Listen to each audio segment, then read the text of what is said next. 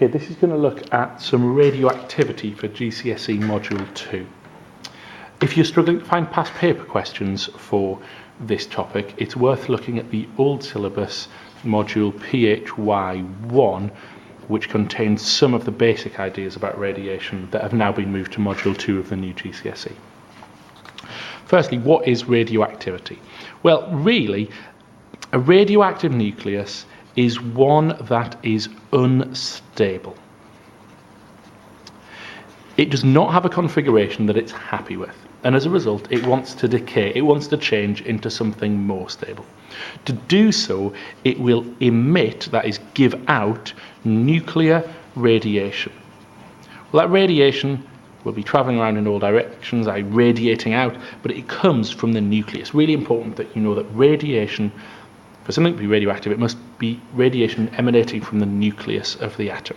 And in fact, it's the nucleus that's unstable that causes this radiation. Now, how do we know this? Well, we discovered radiation. Marie Curie was one of the famous scientists, along with Becquerel and a few others, who discovered radioactive substances. They found that decay, radioactive decay, is a random process. Now, this is random in the true mathematical sense of the word. It means that every individual decay is totally unpredictable. If I gave you an atom, let's say an atom of uranium that I knew was totally unstable, it might decay next second. It might decay in 10 seconds' time. It might decay in 3 billion years' time. You just don't know. There's no way of predicting which atom will decay and when an atom will decay. What we know is that there's a certain probability of it decaying, but otherwise it's a totally random, unpredictable process.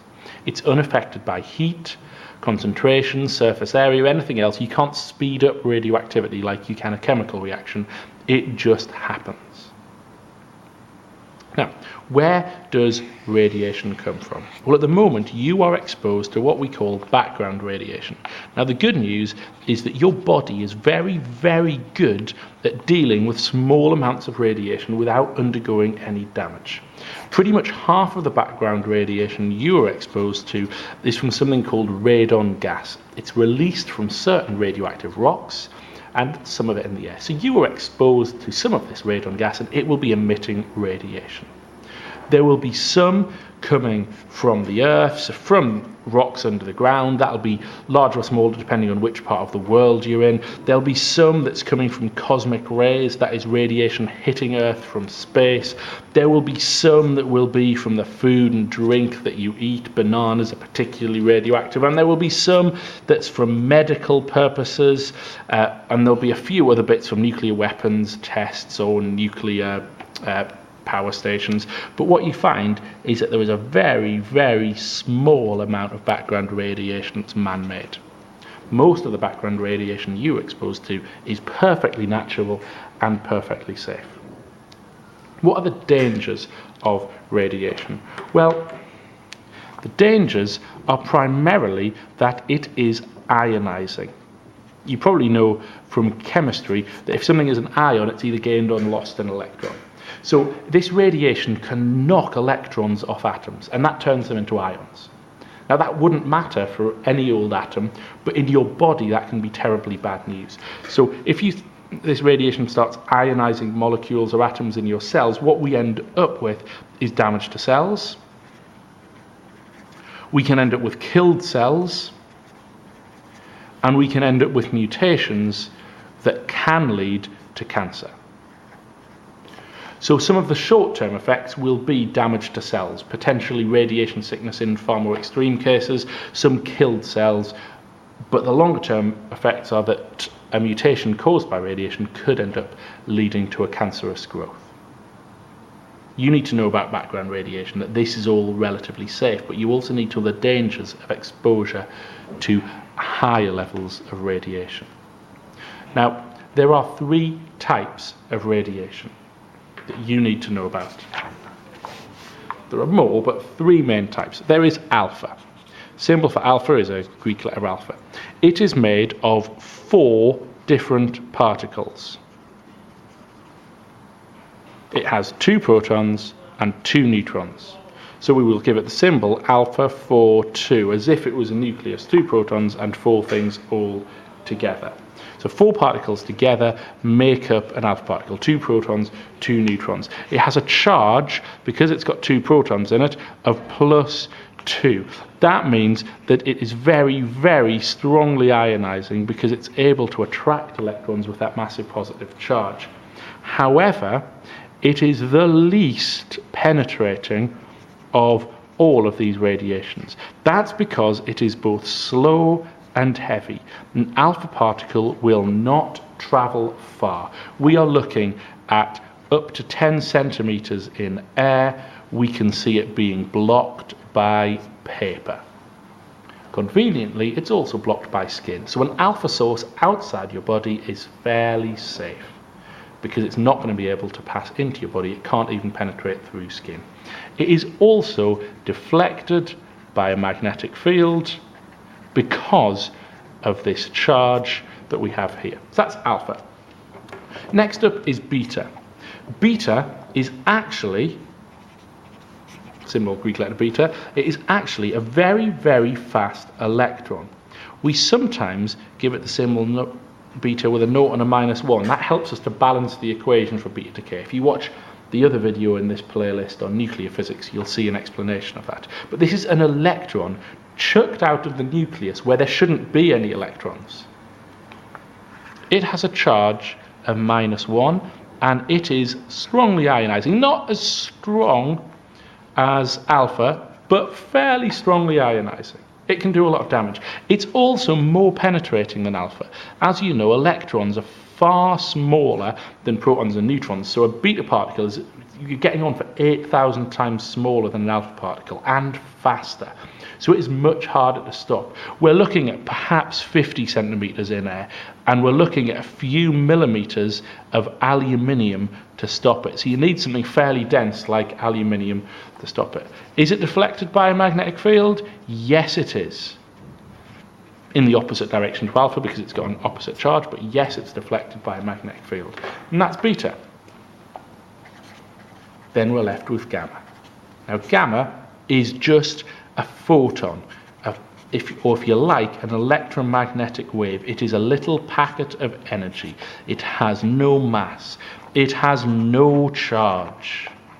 It cannot be deflected by a magnet. Now, it's actually the least ionizing, but it is the most penetrating. It is not stopped by air, it is not stopped by a few millimeters of aluminium. You are looking at meters of lead if you want to stop gamma, and even then you don't stop it completely, you just reduce its intensity. This is by far the most penetrating. Now, if you're going to use these radiations, you need to choose your use wisely. If you're going to use an alpha source, you need it to be somewhere where it's never going to enter a human's body. Most common use is a smoke detector. And basically, all you have is an alpha source near a little detector. That detector is fairly happy as long as it gets the little current whenever an alpha particle hits it. And when a smoke particle gets in the way and blocks an alpha particle, then suddenly this detector says, hold on a moment, I'm not getting alpha particles, there's no current, and it sets off an alarm. Beta particles are used for thickness detectors at paper factories, at paper mills, and you will fire beta particles through paper. Now, not all of them will get through, and you can measure how many are getting through, and that will give you an idea of how thick the paper is so you can adjust it. Gamma is used to sterilize things because it's so penetrating and because it can be really powerful. It can be used to kill living cells. So this is a good way of sterilizing bits of equipment. It's a great way of killing cancer cells. If you fire gamma rays from all different angles at a tumor, the cells around the tumor will receive a very, very small dose, and so hopefully survive, and the atoms in the tumor get absolutely, or the cells in the tumor get absolutely blasted with gamma radiation and hopefully killed. That's how we could use it as radiotherapy. We could also use it as a tracer in medicine. Someone could swallow a gamma source. Now, it's the least ionizing, so it's going to do least damage inside their body, but it's the most penetrating, so it will be able to leave their body and you'll be able to detect where this chemical went in their body. So a common trick is to have a gamma source that's disguised as something like glucose that your body uses, and you'll then be able to see by which parts of your body are most radioactive that where the glucose is being used, so you can spot tumours and other growths that shouldn't be there in the body. Now obviously you don't want to be radioactive or have a radioactive substance in your body for very long, so there's another important consideration when we're choosing which isotope, which radioactive atom to use, and that is the idea of half-life. The definition of half-life is the time taken for half the radioactive atoms in a sample to decay. It's the time taken for the activity, for how radioactive a substance is, to decrease by half. Now what you'll find is that this always follows a very, very similar path. This is time, and this could be the number of atoms, or it could be the count rate, how many decays are we having per second, and it will always follow this. It's called an exponential decay curve. If you do A level, you'll find the math that describes this curve. But basically, whatever that value is, my initial value, how long does it take to half? Well, that is a half-life. But what about that amount? Well, if I start with that number, how long does it take that number to half? Well, that is a half-life. And if I'd drawn this graph a little bit better, they would be exactly the same width. It takes exactly the same amount of time for this to half, no matter where you start. So how do I use this? Well, back to my smoke detector. If I want a smoke detector, I want it to have a long half-life so it stays radioactive for a long time. If I have a medical tracer inside my body, I want a short half-life so that its radioactivity goes down really, really quickly so that I'm not exposed to too much radiation. The trick is to balance the different needs that you have, both in terms of half-life, ionization ability, penetrating power, and work out which is going to be the most suitable source to use. Now, the final thing I need to say is how we've used alpha particles in one very, very important experiment that tells us so much of what we know about the nucleus of atoms. And this is a scattering experiment done by a guy called Rutherford, and he had atoms of gold. He had a very, very thin piece of gold leaf. Now he tried to get it as thin as possible so it was as close to one atom thick as he could get.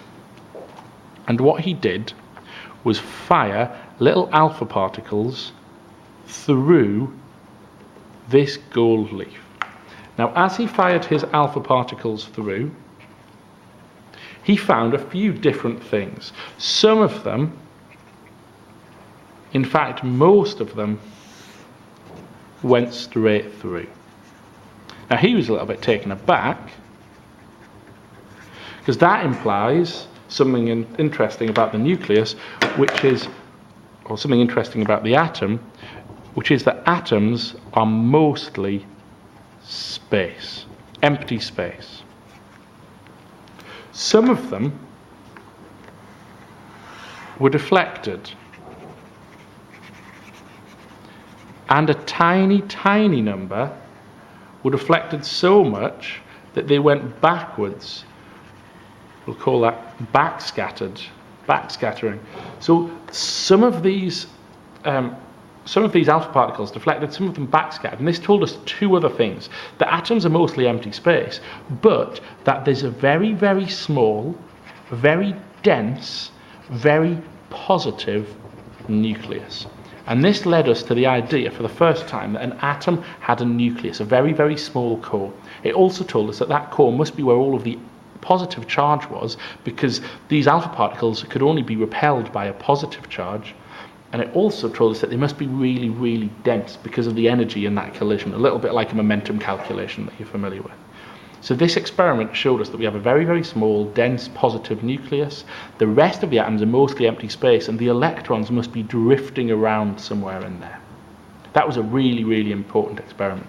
Before that, we assumed what sometimes is called the plum pudding model, that we had atoms that were mostly made of lumps of positiveness with a few electrons dotted around, but it assumed that that atom was a solid object. And that isn't the case at all. They have this nucleus. And it was only our use of alpha particles that enabled us to discover that.